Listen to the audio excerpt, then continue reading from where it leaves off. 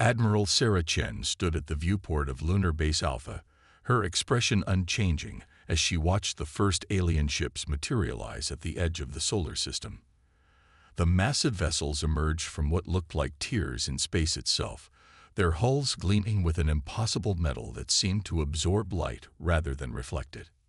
Multiple quantum signatures detected, Admiral, reported Lieutenant James Martinez, his hands steady on the holographic controls despite the gravity of the situation. We're counting 72 capital ships and several hundred support vessels. The corner of Sarah's mouth twitched slightly. For 15 years, humanity had prepared for this moment, ever since they'd intercepted the first alien transmission. The message had been simple: a countdown. No demands, no threats, just numbers decreasing day by day. The world's governments had united in secret, pooling resources and technology in a way that would have seemed impossible before. Status of Project Prometheus? Sarah asked, her voice calm and measured. All systems operational, answered Dr. Maya Patel, the project's lead scientist. She stood beside a terminal displaying a complex network of quantum-entangled nodes spread throughout the solar system. The distributed defense grid is online but dormant. They won't detect anything until it's too late. The alien fleet moved with precision, spreading out in a formation that would have been terrifying to any civilization that relied on conventional warfare. Their ships were massive, each one larger than anything humanity had ever built in space. But size wasn't everything. The first transmission arrived exactly as predicted. A holographic figure materialized in the command center, a towering being with crystalline features and multiple limbs that moved with unsettling grace. Its voice resonated through the room, translated instantly by their AI systems. Inhabitants of Sol 3, it began. I am High Commander Vex Thor of the Galactic Concordat. Your species has been monitored and found wanting. Submit to immediate integration or face extinction. You have one planetary rotation to comply. Sarah stepped forward, her own hologram now transmitting to every alien vessel. This is Admiral Chen of the Earth Defense Force. We've been expecting you. The alien's crystalline features shifted in what might have been confusion. You cannot hope to resist. We have conquered 1,000 worlds. Your primitive technology. Primitive. Sarah interrupted, allowing herself a small smile. You should have done better research. She nodded to Maya, who activated a single command sequence. Throughout the solar system, quantum particles that had been carefully positioned over the past decade suddenly sprang to life. The alien ship's sensors would detect nothing until it was far too late. What you're about to experience, Sarah continued, is something we call Project Prometheus. You see, we knew you were coming. We intercepted your countdown 15 years ago. And we've spent every moment since then preparing. The alien commander's posture changed, subtle signs of concern showing through its artificial confidence. Their sensors were starting to detect anomalies, quantum fluctuations that shouldn't be possible from a primitive civilization. Last chance, Sarah offered. Return to your masters. Tell them Earth is off limits. Tell them why. You dare threaten the Concordat. Vex Thor's voice carried genuine anger now.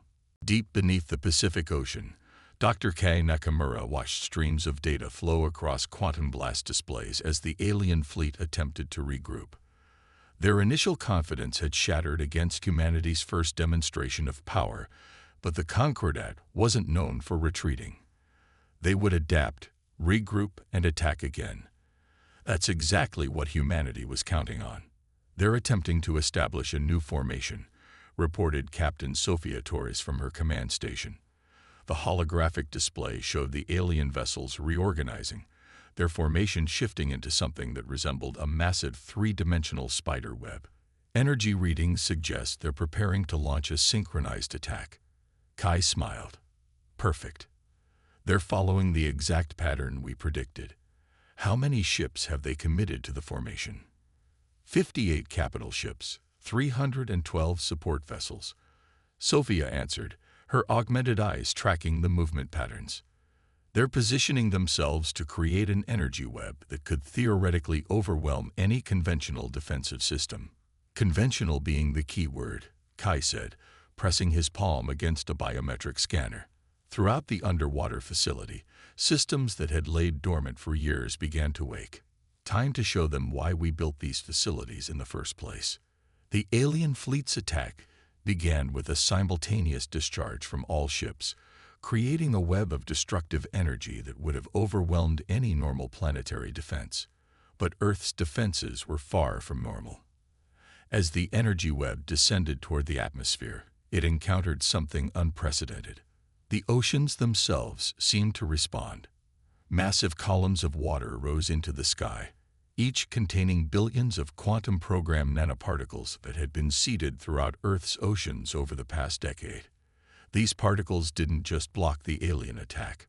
They absorbed it, channeled it, and prepared to return it. In lunar orbit, Admiral Chen watched the spectacle with satisfaction. "Dr. Nakamura, I believe it's time for Phase 2. The alien commander's voice crackled through their communications, a hint of desperation now evident. "This is impossible. Your species couldn't have developed this level of technology. You were primitive just decades ago." "That's where you made your crucial mistake," Kai responded, his fingers dancing across holographic controls.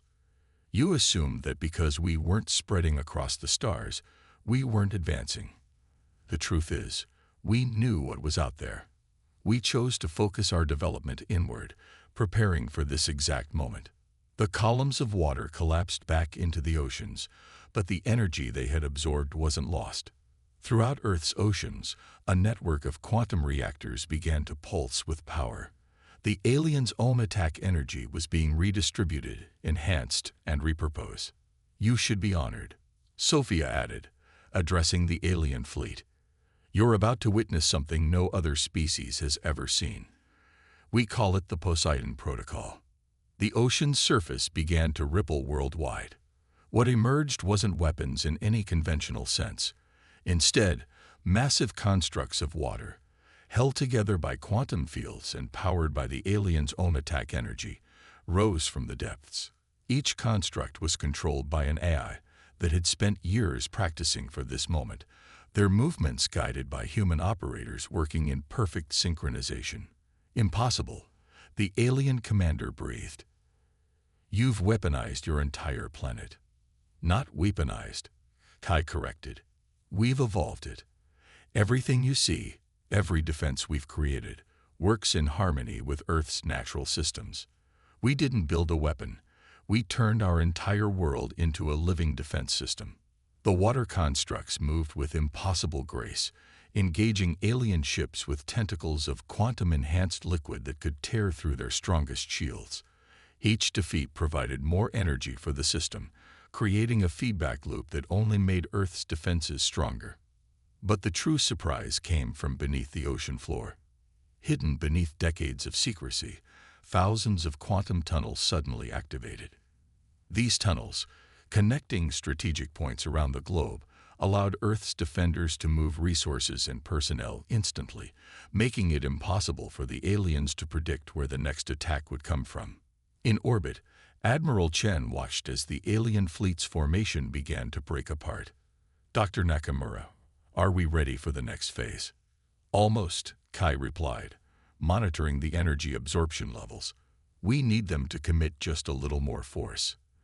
Their desperation should drive them to." He was cut off as the alien fleet suddenly unleashed their remaining weapons in a last, desperate attack.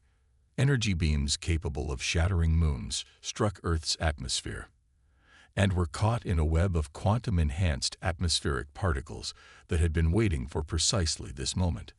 "Thank you," Kai said quietly, initiating the final sequence. "That's exactly what we needed." The real demonstration of Earth's power was about to begin, and the galaxy would never be the same.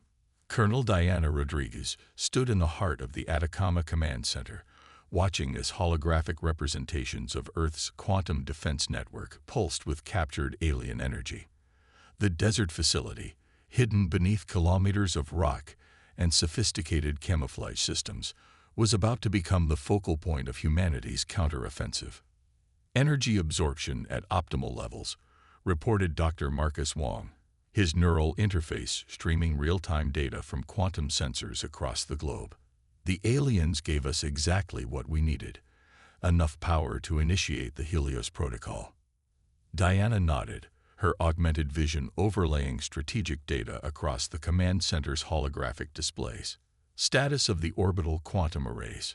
All arrays synchronized and ready, Marcus confirmed. The energy we absorbed from their attacks has been distributed through the global network. We can launch the counter-offensive at your command. Above Earth, the alien fleet was regrouping again. Their initial confidence had been shattered, their most powerful weapons turned against them. But the Concordat's ships were still numerous, and their commanders were becoming desperate, exactly as planned. They're launching atmospheric penetrators, announced Lieutenant Hannah Abbas, monitoring the tactical display. Looks like they're trying to bypass our oceanic defenses by targeting inland facilities. Diana allowed herself a slight smile. They still think we're fighting a conventional war. Signal Admiral Chen and Dr. Nakamura. It's time for Phase 3.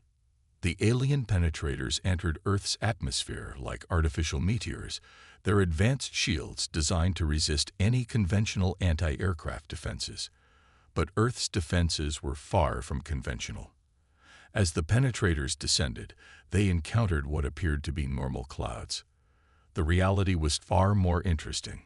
Over the past decade, Earth had seeded its atmosphere with quantum-programmed microorganisms, engineered bacteria capable of responding to specific threats.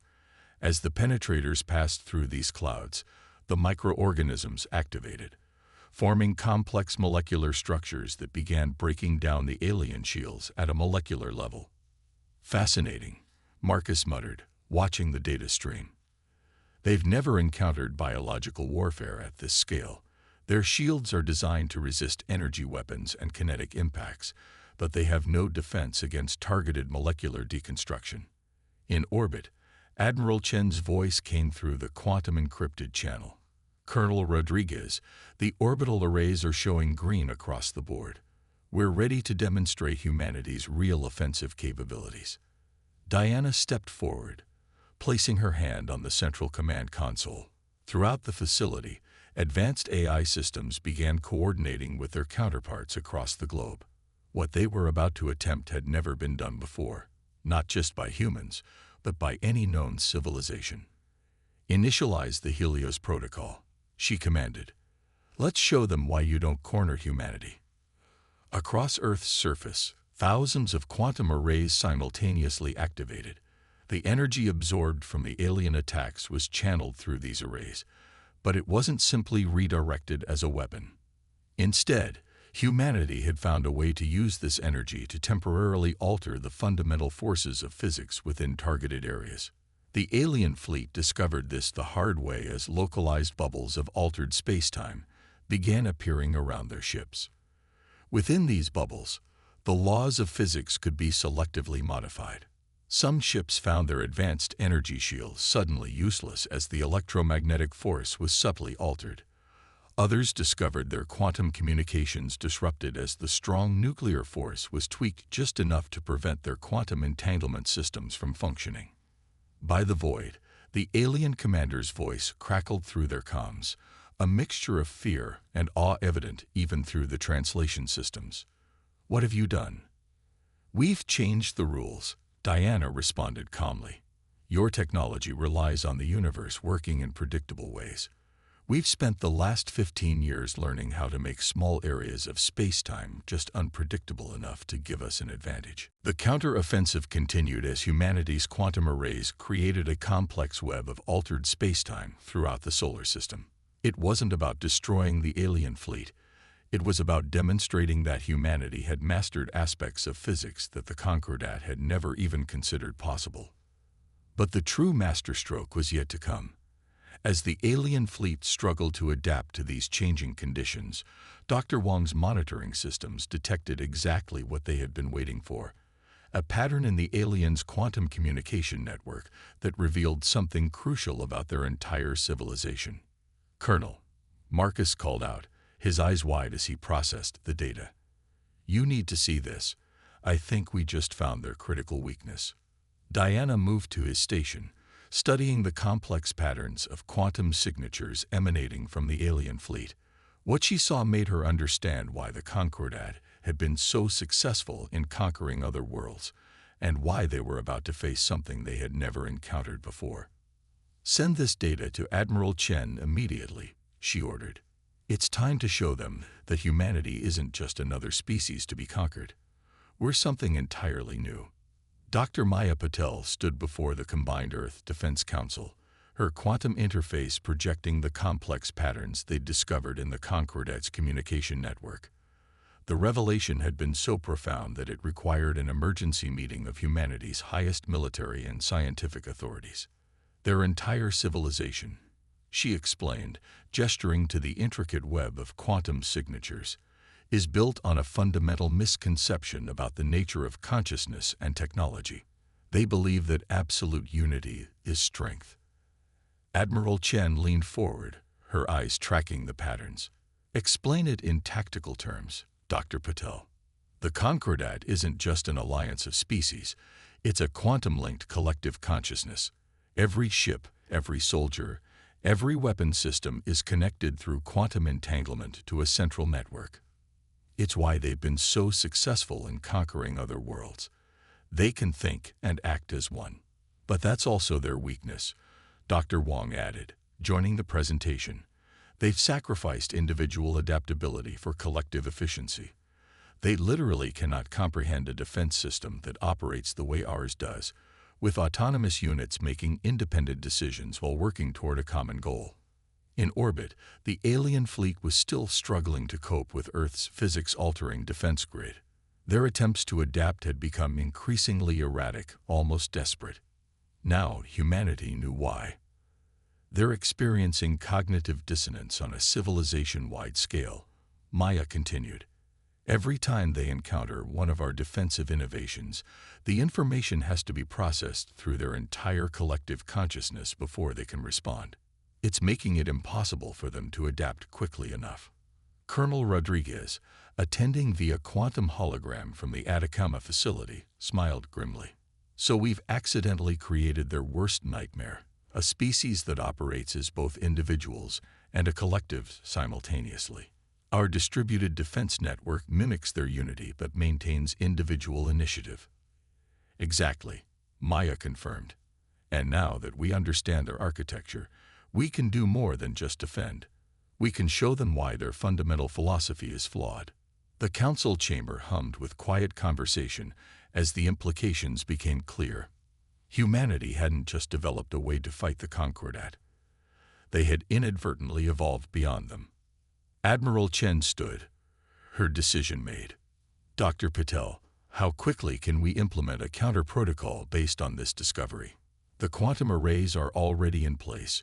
We just need to reconfigure them to target the specific frequency of their collective consciousness." "But," Maya hesitated, her expression serious, "what we're about to attempt could change them forever. Are we certain this is the right course?" "They gave us no choice," Chen replied firmly. "They came here expecting to find another simple conquest. Instead, they found humanity. Initiate the protocol." Throughout the solar system, Earth's quantum arrays began to shift their output.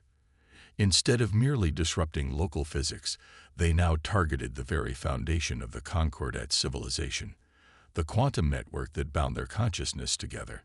The effect was immediate and dramatic.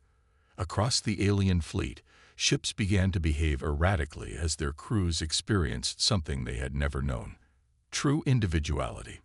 The quantum links that had bound them together for millennia began to fray, not breaking completely, but transforming into something new. "By all known laws of physics, this shouldn't be possible." The alien commander's voice crackled through their comms, but it was different now. "Uncertain, individual. What have you done to us?" "We've given you a gift," Maya responded, her voice gentle despite the circumstances. "The ability to think as individuals while maintaining your connections to each other. It's how humanity has always functioned. Unity through diversity, strength through independence. The alien fleet's formation had completely broken down now, but not in a way that suggested defeat. Instead, each ship was beginning to move with its own purpose, while still somehow coordinating with the others. It was chaos, but chaos with an underlying pattern, the same kind of organized complexity that had made humanity's defense so effective. In the council chamber, displays showed the tactical situation shifting dramatically. The aliens weren't retreating, but they weren't attacking either. They were adapting, but in a way unlike anything they had done before. "They're evolving," Dr. Wong whispered, watching the data streams. "In forcing them to confront their fundamental assumptions, we've triggered a civilization-wide paradigm shift." Admiral Chen's expression remained carefully neutral as she assessed the situation. "And now we face the most crucial question of all. What will they become? Are we watching the birth of a potential ally, or the evolution of an even more dangerous enemy?" The answer to that question would determine not just Earth's fate, but the future of galactic civilization itself. As humanity prepared for whatever came next, one thing was certain: the universe would never be the same. The space around Earth had become unnaturally still.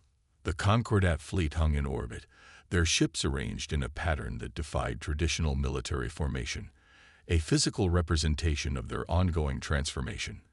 In the Lunar Command Center, Admiral Chen watched as history unfolded before her. "We're detecting significant changes in their quantum network structure," Dr. Paddle reported, her hands moving through holographic displays of incomprehensibly complex data. "The collective consciousness isn't breaking apart. It's reorganizing itself, becoming something new." The main display flickered, and the alien commander's image appeared. But something was different now. The crystalline being's movements were more fluid, more natural, and its multiple sensory appendages moved with individual purpose rather than rigid synchronization. The commander paused, as if struggling with the very concept of individual speech. "I request permission to speak with your leaders.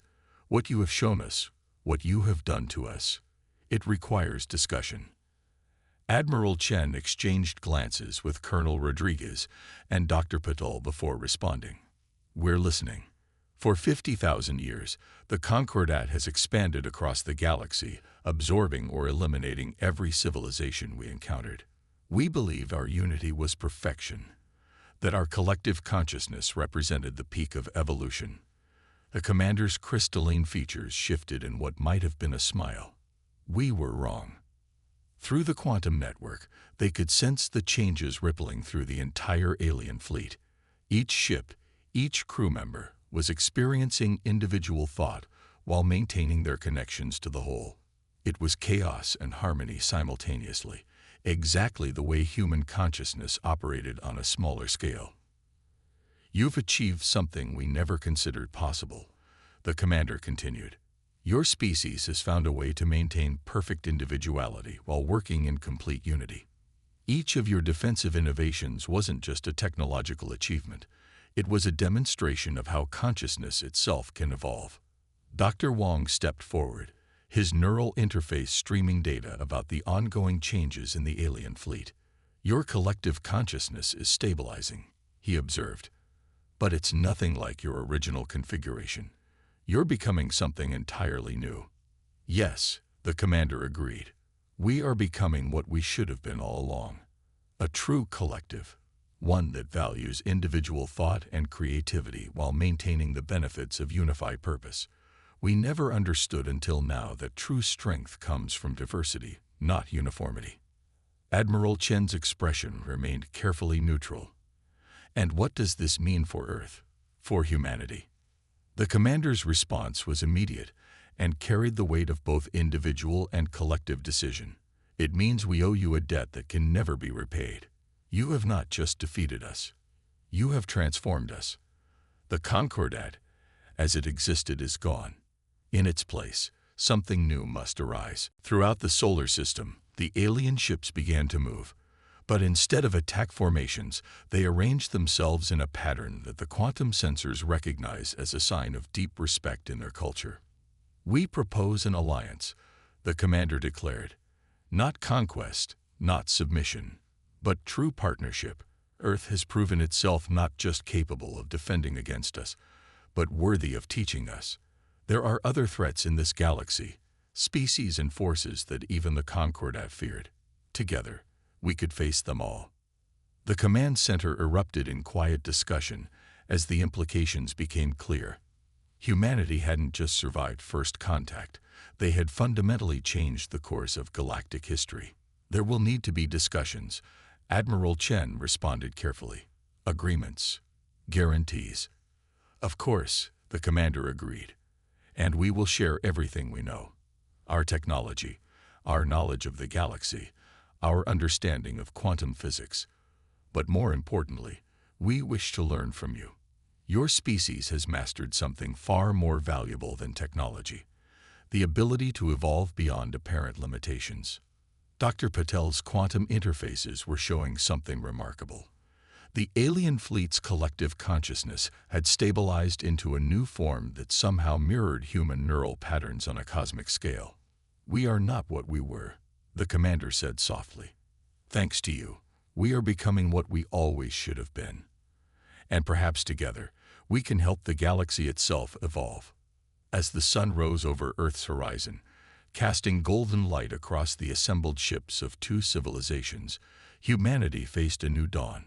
They had prepared for war, but achieved something far greater, the first step toward a true galactic civilization, one built not on conquest or submission, but on the recognition that real strength comes from the balance between unity and individuality. The stars themselves seemed to shine brighter, as if acknowledging that something profound had changed in the cosmic order. Humanity's first major test against the galaxy had ended not with destruction, but with transformation. And in that transformation lay the seeds of a future greater than either civilization had imagined possible.